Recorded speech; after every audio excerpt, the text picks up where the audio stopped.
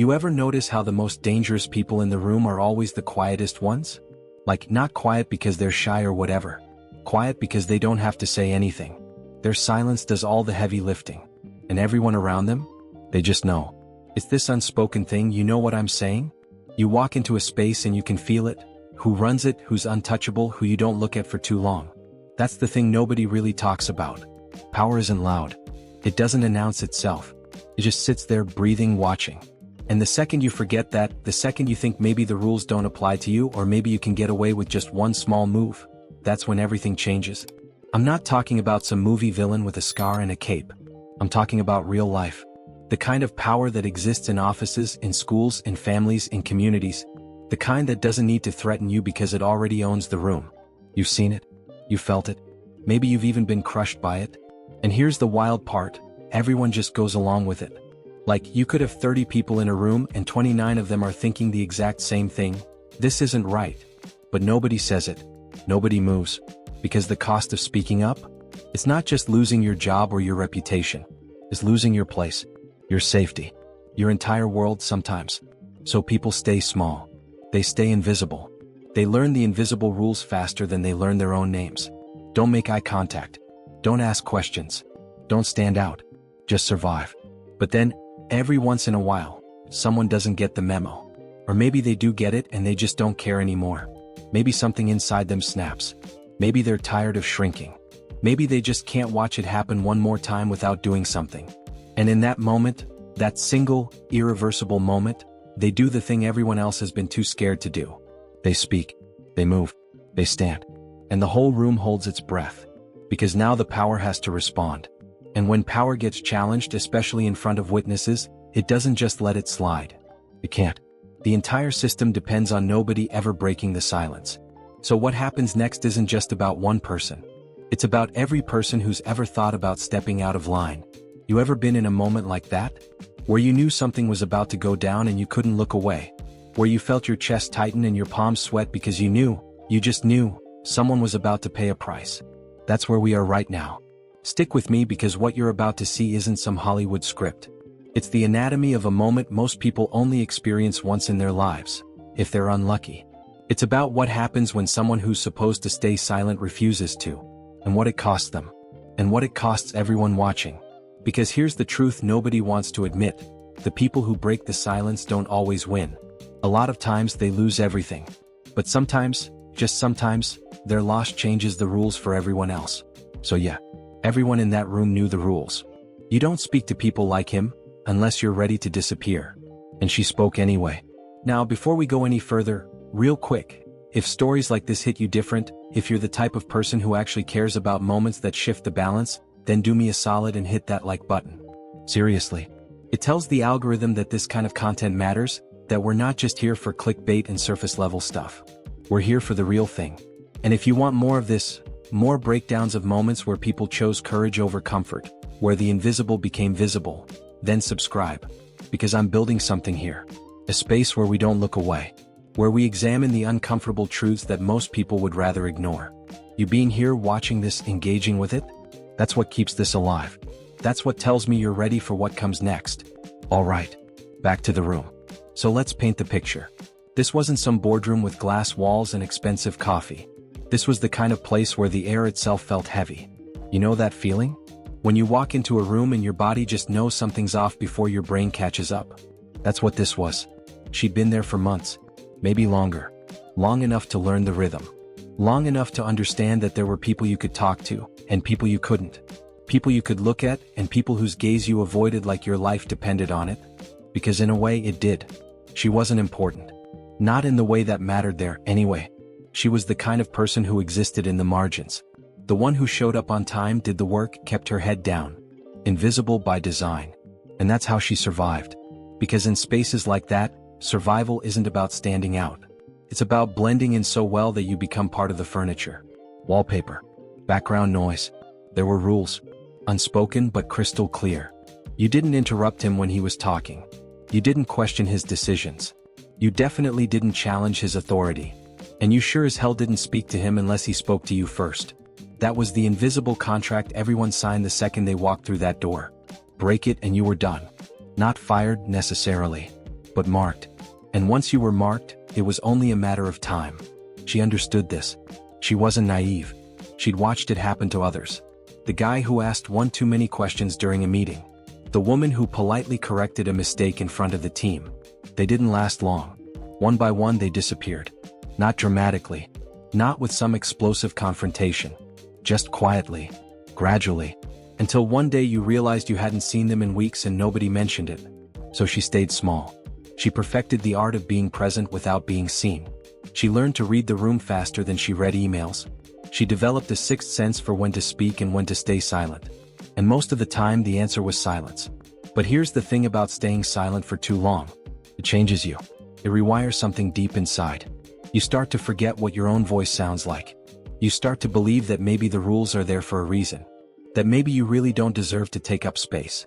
That maybe the people at the top are there because they're supposed to be, and you're at the bottom because that's where you belong. And the system? It depends on that. It needs people to internalize the hierarchy so deeply that they police themselves. So that the fear doesn't even need to be enforced anymore. It just exists. Like gravity. Now let's talk about him for a second. Because power like that doesn't come from nowhere. It's built. Carefully. Over years. Through 1,000 small moments where he asserted dominance and nobody pushed back. Where he made a decision and everyone nodded. Where he raised his voice and the room went quiet. Each time the power solidified. Each time the gap widened. He wasn't cruel in the obvious way. He didn't yell. He didn't throw things. He didn't need to. His power was in the pauses. The way he'd let silence stretch just a little too long after someone spoke. The way his expression would shift, barely, when someone said something he didn't agree with. The way he could make you feel stupid without saying a single word. And everyone felt it. The whole room was wired to his frequency. When he was pleased, the air lightened. When he was annoyed, people started sweating. When he was silent, everyone held their breath. She knew this better than anyone. She'd spent enough time watching, studying, learning the invisible map of who mattered and who didn't. And she'd accepted her place on it. Or at least she thought she had. But something was shifting. Maybe it had been shifting for a while and she just hadn't noticed. Maybe it was the 100th time she swallowed a sentence that needed to be said. Maybe it was watching someone else get crushed for doing nothing wrong. Maybe it was just exhaustion. The kind that settles into your bones after pretending to be okay for too long. Whatever it was building. And the dangerous thing about pressure like that is you don't always know when it's going to release. You don't get a warning. You don't get to plan it out. One moment you're fine, you're holding it together, you're playing the game. And the next moment, something inside you just snaps. Now I want to go even deeper into this because what happens next isn't random. It's not impulsive. It's the result of 1,000 tiny calculations happening in a split second. It's the brain weighing the cost of silence against the cost of speaking. And for the first time, maybe ever, the math changes. She's standing there. He's across the room. There's a conversation happening. Something routine. Something that normally she wouldn't even register. But this time she hears it differently. This time, the injustice of it lands in a way it hasn't before. And before she can stop herself, before the fear can kick in and shut her down like it always does, she opens her mouth. And she says it. Whatever it was, doesn't even matter. What matters is that she spoke. To him. Directly. Without permission. Without being addressed first. She violated the invisible rule. The one everyone knew. The one that kept the whole structure standing. And the room? The room froze. Because everyone knew what this meant. Everyone understood the stakes. This wasn't just a sentence. This was a challenge. This was someone stepping out of their assigned role and claiming space they weren't supposed to have. And in systems like that, challenges don't go unanswered. You could feel it. The shift. The way every pair of eyes subtly turned. Not toward her. That would be too obvious. But toward him. Waiting. Watching. Because now he had to respond. The power had been poked. And everyone needed to see what would happen next. This is the moment. The one where the decision gets made. Does he crush her immediately? Does he humiliate her in front of everyone to reassert control? Does he pretend he didn't hear her and let the silence do the work? Or does he do something else entirely? Something no one expected? The tension is unbearable. Because whatever happens next doesn't just affect her. It affects everyone. It resets the boundaries. It reminds people what happens when you forget your place. Or, and this is the wild part, it shows them that maybe the rules aren't as solid as they thought. Comment below, I've felt that before. Here's what she did. And I need you to understand how small this was. How ordinary. How completely unremarkable it would be in any other context. She didn't yell. She didn't make a scene. She didn't stand on a table and deliver some revolutionary speech. She didn't accuse him of anything. She didn't call him out. She didn't challenge his authority or question his decisions or do any of the things that would have been obvious acts of rebellion. She just spoke to him like he was a person. That's it. That's the whole thing. She addressed him directly, using a normal tone of voice the way you talk to literally anyone else in that room. No special deference. No carefully crafted politeness designed to acknowledge the power gap. No performative respect. Just human-to-human communication. And that was the violation. Because in spaces like that, how you speak to power is just as important as what you say. Maybe more important. The content of your words almost doesn't matter if the delivery acknowledges the hierarchy. You can disagree with someone as long as you do it in a way that confirms they're above you. You can ask questions as long as the question itself is wrapped in layers of apology and uncertainty. But speaking to power like it's just another person? Like the hierarchy doesn't exist? That's the unforgivable thing. Because it suggests that maybe the emperor has no clothes. Maybe the whole structure is just a collective agreement we could choose to stop participating in. She said something simple. I don't even remember the exact words, but it doesn't matter. It could have been anything. A clarification. A question. A statement of fact. The point wasn't the content. The point was the tone. The directness. The absence of fear. And the second those words left her mouth, everything changed. You know that feeling when you're watching a movie and the music cuts out right before something terrible happens? That's what this was like. The ambient noise of the room, the shuffling papers, the quiet conversations, the clicking keyboards, all of it just stopped. Like someone had hit pause on reality. People didn't turn to look at her. That would have been too obvious, too dangerous. But you could feel the attention shift. You could sense every person in that room recalculating, reassessing, trying to figure out what was about to happen and how far away from it they needed to be. Because this was a test. Not for her, she'd already made her choice. This was a test for him. For the power structure itself. For everyone watching who'd spent months or years learning to stay in their lane. And here's where it gets interesting. Because he didn't react the way you'd expect. He didn't explode. He didn't shut her down immediately. He didn't do the thing that everyone was bracing for. He just looked at her. And that look, man, that look contained everything. Surprise, definitely. Like he genuinely couldn't process what had just happened. Confusion because the script had been broken and he didn't have a line prepared for this moment.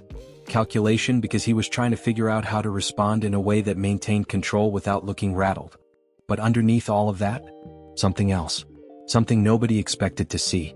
Recognition. Like he saw her, actually saw her, for the first time. Not as a role or a function or a body occupying space. As a person. As someone who had just done something he hadn't thought was possible. And in that fraction of a second before his mask came back up, there was almost respect? Or at least acknowledgement. The kind you give to someone who just made a move you didn't see coming. Now I want to go even deeper into this, because what's happening here isn't just about these two people. It's about everyone else in the room. Every single person watching this exchange is having their own internal crisis. Because they've all thought about doing what she just did. They've all had moments where they wanted to speak up, push back, refuse to play along with the charade. But they didn't. They chose safety over truth. And now they're watching someone else make the choice they didn't have the courage to make. And that creates this intense psychological tension. Part of them is rooting for her. Hoping she somehow gets away with it. Hoping that maybe the rules aren't as absolute as they thought. Hoping that her courage might crack the foundation just enough that they could slip through too. But another part of them, the part that's been shaped by months or years of conditioning, needs her to fail. Needs the system to reassert itself. Because if she succeeds, if she breaks the rule and nothing happens, then what does that say about all the times they stayed silent? All the times they swallowed their dignity and played along? It would mean their compliance was a choice, not a necessity. And that's almost too painful to confront. So the room is split. Frozen between hope and fear. Between the desire for change and the terror of what change might cost.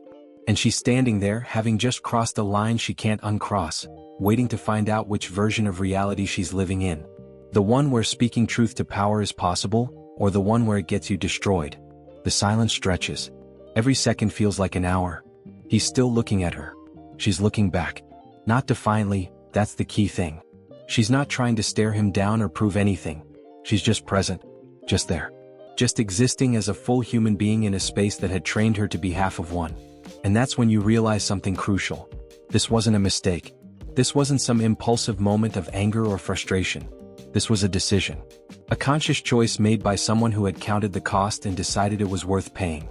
She knew exactly what she was doing. She knew the risks, and she did it anyway.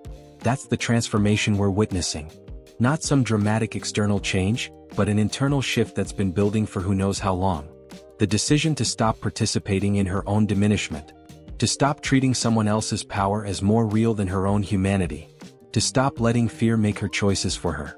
And here's what nobody tells you about moments like this. They're incredibly lonely. Because even if people are silently rooting for you, they can't help you. They can't share the risk. They can't split the consequences. You're out there by yourself, having broken the invisible contract, waiting to see what price you'll have to pay. But there's also something weirdly freeing about it. Because once you've crossed that line, once you've spoken the unspeakable or done the undoable, a certain kind of fear just evaporates. You've already done the worst thing. You've already committed the unforgivable act. So what else is there to be afraid of? The power structure depends on people being more afraid of the consequences than they are tired of the oppression. It's a delicate balance. Push people too hard and they stop caring about consequences. Let them get too comfortable and they might start questioning why the hierarchy exists at all. She'd reached that tipping point. The place where the cost of silence had finally exceeded the cost of speaking. And now everyone, including him, including her, including every person in that room, had to live with what that meant.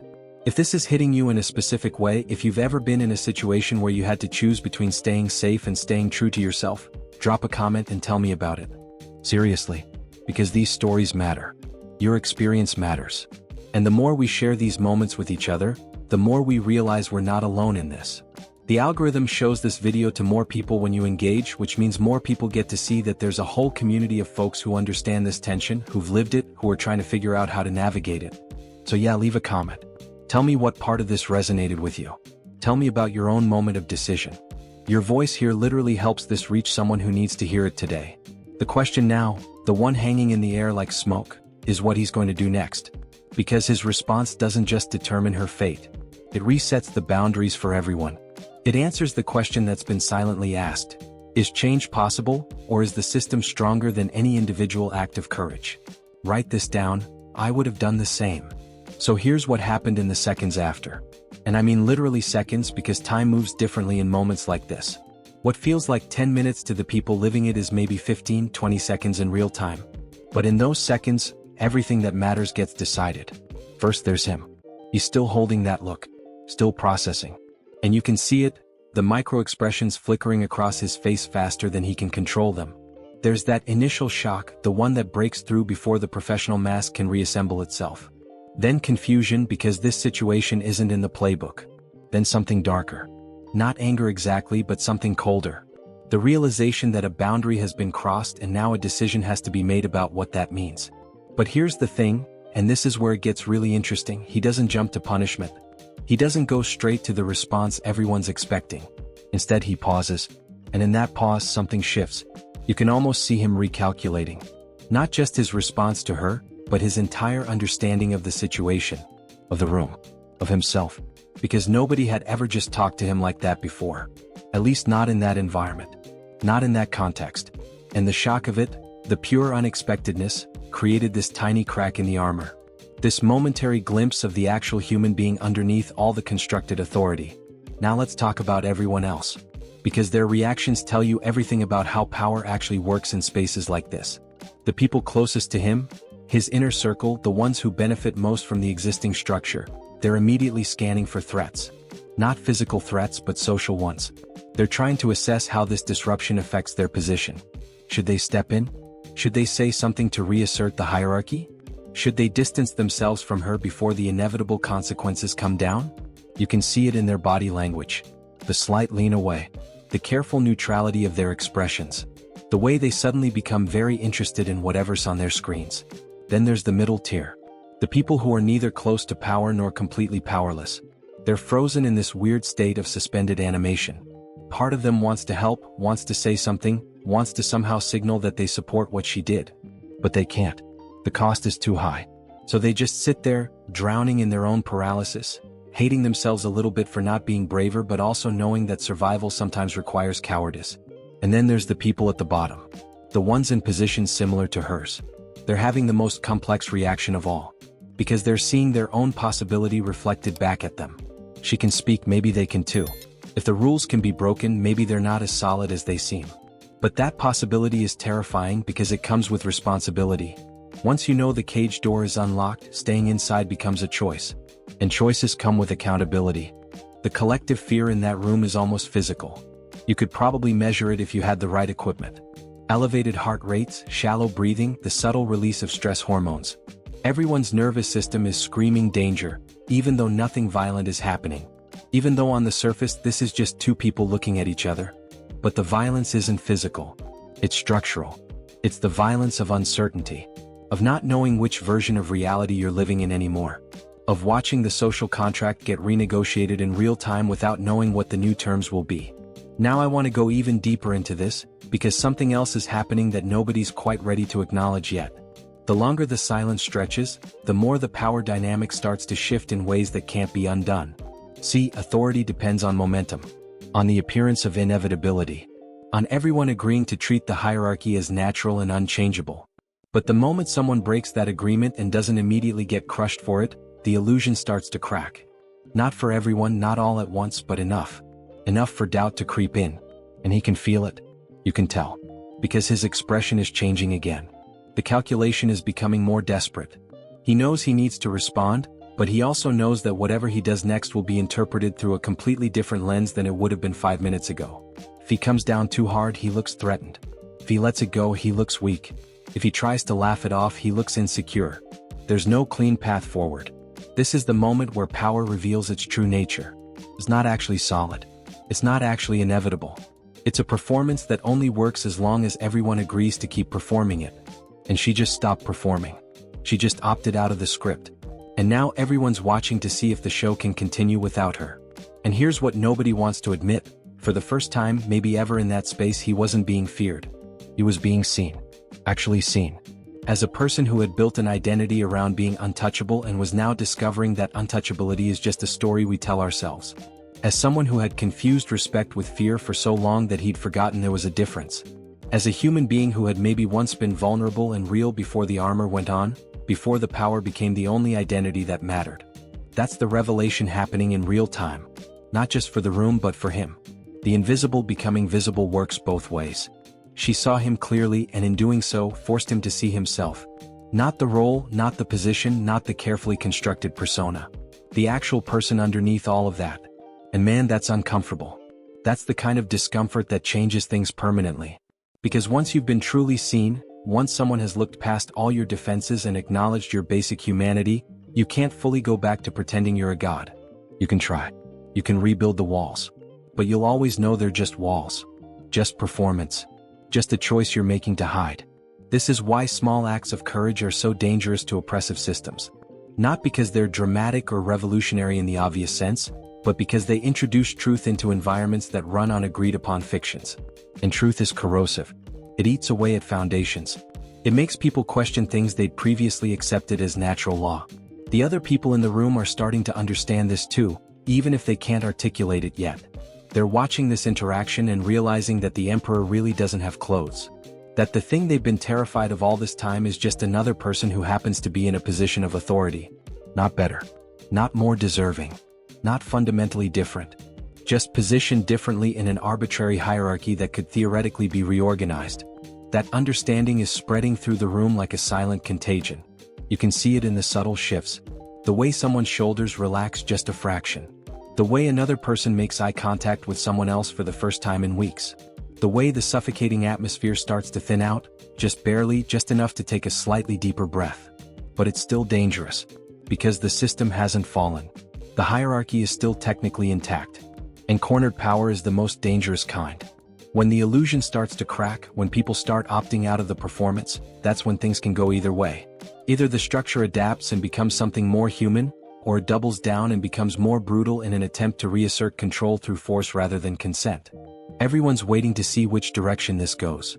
The entire trajectory of what comes next depends on what he does in the next few seconds.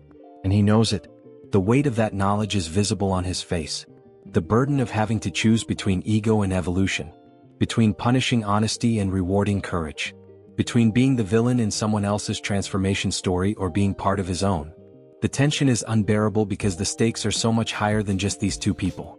It's about what becomes possible for everyone else. About whether this room becomes a place where humans can exist fully or whether it reverts to being a machine that processes people into functions. Comment below, this is too real. And then he does something nobody saw coming. He doesn't yell. He doesn't shut her down. He doesn't do the theatrical display of dominance that everyone's bracing for. Instead, he does something so subtle, so unexpected, that it takes a second for people to even register what's happening. He nods. Not a big gesture. Not some dramatic acknowledgement. Just this small, almost imperceptible dip of his head. Like he's saying, okay, I hear you. I see what you just did. And then, and this is the part that breaks everything, he responds to her. Actually responds. To the thing she said. Like it was a legitimate contribution to the conversation. Like she was a person whose input mattered. The room doesn't know how to process this. Because this wasn't in the script either. They were prepared for punishment. They were prepared for humiliation. They were even prepared for him to ignore her completely and pretend the interruption never happened. But engagement? Actual respectful engagement? That's not how power is supposed to work in spaces like this. And you can feel the shock ripple through the room. It's like watching dominoes fall in reverse. People's defenses coming down. Shoulders dropping. Jaws unclenching. The collective held breath finally releasing. Because if he can respond to her like a human being, if the hierarchy can bend without breaking, then maybe, just maybe, there's a way to exist in this space without constantly performing submission. But here's what's really happening beneath the surface, and this is crucial to understand. This isn't about him being a good person. This isn't some redemption arc where the villain suddenly sees the light and becomes the hero. That's not what this is. What this is a calculation. A very smart, very strategic calculation by someone who understands power better than most people ever will. Because he realizes in that moment that he's at a crossroads. He can double down on fear-based authority and maybe win this particular battle but lose the war. Or he can adapt, evolve, recognize that the ground has shifted and the old playbook doesn't work anymore.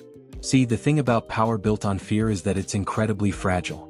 It requires constant reinforcement, constant demonstrations of dominance. The second people stop being afraid, the whole structure collapses. And she just showed everyone in that room that it's possible to not be afraid. That the consequences they've all been terrified of might not actually be as severe as they thought. So he's got a choice. He can try to put that genie back in the bottle, try to make an example of her, try to reestablish the fear, but that's risky. Because if she's already crossed the line and survived it, punishing her now might just make him look petty, vindictive, weak even, like he's so threatened by basic human interaction that he has to crush it. Or he can do what he just did. He can acknowledge her, respond to her, treat her like an equal, at least in this one moment. And in doing so, he doesn't lose power, he transforms it. He shifts from being feared to being respected. From being a tyrant to being a leader. From being someone people obey because they have to someone people might actually choose to follow. It's strategic brilliance disguised as human decency. And honestly, that makes it even more interesting. Because the outcome is the same either way. The hierarchy softens. The space becomes more human. People start believing that maybe they can show up fully without getting destroyed for it. Now I want to go even deeper into this because what happens next is where the real transformation occurs. And it's not just about these two people anymore. It's about everyone else who's been watching. One by one, slowly, carefully, other people start speaking up. Not all at once. Not dramatically. But in small ways. Someone else asks a question they would have swallowed before. Someone makes a suggestion without wrapping it in 5 layers of apologetic framing. Someone challenges a decision, politely but directly, and waits to see what happens. And each time the response is normal. Not hostile. Not punishing. Just normal human workplace interaction. The kind that should have been happening all along but couldn't because fear had poisoned the atmosphere. This is how systems change. Not through grand revolutionary moments, but through these small accumulations of courage. One person breaks the seal. Others see that it's possible. They take their own small risks. The boundary moves. The culture shifts. And suddenly, 6 months later, you're in a completely different environment and you can barely remember how suffocating the old one was. But here's the part nobody talks about. There's always a cost. Even when things change for the better, even when the transformation is necessary and overdue, someone always pays for it. And usually it's the person who went first. The one who broke the seal. The one who took the risk when the outcome was still completely uncertain. She's not going to be invisible anymore. That option is gone forever. She's marked now, but in a different way than before. Not as someone to be afraid of or someone to destroy, but as someone who did something significant. Someone who changed the game. And that comes with its own complications. Some people will respect her for it. Will see her as brave. Will be grateful that she made the space safer for everyone. But others will resent her. Will see her as a troublemaker or an attention seeker. Will wonder why she couldn't just play along like everyone else. Will blame her for destabilizing a system that, while oppressive, was at least predictable. That's the truth nobody wants to acknowledge about standing up to power. Even when you win, even when things get better, you rarely get to enjoy the fruits of your courage in the way you might hope. Because you've become a symbol, a story, a reference point, and that's exhausting in its own way. Plus, the target on your back never fully disappears. Because even if this particular moment resolved without punishment, everyone now knows you're capable of breaking the rules. You're flagged as unpredictable. As someone who might speak truth at inconvenient moments. As someone who can't be controlled through the normal mechanisms of fear and intimidation. So organizations have to figure out what to do with people like that. Sometimes they promote them, put them in positions where their honesty becomes an asset. Sometimes they isolate them, make their lives difficult in subtle ways until they leave on their own. Sometimes they just watch them, waiting for the next moment of deviation so they can justify the punishment they wanted to deliver in the first place. The point is, courage is complicated. Necessary, yes. Important, absolutely. But never clean. Never simple. Never without consequences that ripple out in ways you can't fully predict or control. And she knows this. You can see it in her face after the moment passes. There's relief, definitely. She didn't get destroyed. The worst-case scenario didn't happen. But there's also this weight. This understanding that she's crossed into different territory now and there's no map for what comes next. But here's what makes it worth it, here's why people keep choosing courage even when the cost is high. Moments like this prove something essential about human nature. They prove that power built on fear collapses the moment someone refuses to be afraid. They prove that the structures we think are inevitable and unchangeable are actually just agreements we've been socialized to accept. They prove that individual choice matters, that agency exists, that we're not just powerless cogs in machines too big to influence. Every person in that room just learned something they can't unlearn.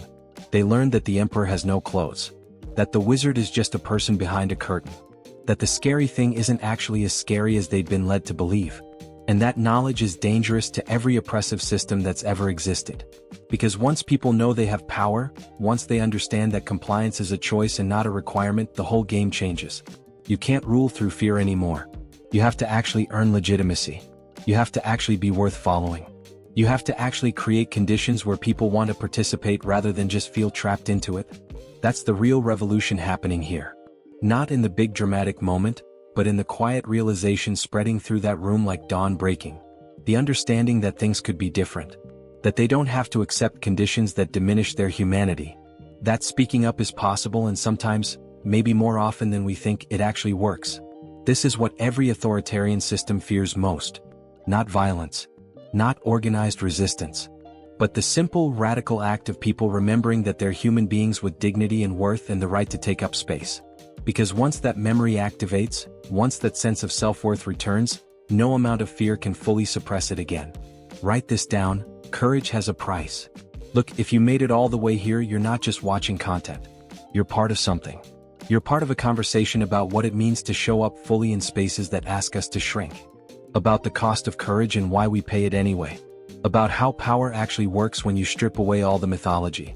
And that matters. That's not surface-level stuff. That's the kind of thing that changes how you see the world, how you move through it, how you make decisions when you're standing at your own crossroads. So if this resonated with you, if you want more of these deep dives into moments that reveal something true about how we live and work and survive in systems that weren't built for our humanity, hit subscribe. Because I'm building a library of these stories. These breakdowns. These examinations of the invisible forces that shape our lives. And the more people who show up for it, the more I can keep creating it. Drop a comment too. Something simple. Just tell me, I stayed till the end. That's it. Because when I see those comments, I know this landed. I know it mattered. And it helps me understand what to create next. And yeah, hit that like button. Not because of some algorithm game, but because it's a way of saying, this conversation was worth having. That's what the like is really. A handshake across the screen. An acknowledgement that we spent this time together and it meant something. There's another video right here that goes even deeper into how these power dynamics play out in different contexts. It's a different story but the same underlying truth. So if you're in the headspace for it, click through. Keep this momentum going. Let's keep peeling back these layers together. Thanks for being here. Thanks for staying. Thanks for caring about this stuff enough to give it your attention. That's rare and I don't take it for granted. I'll see you in the next one.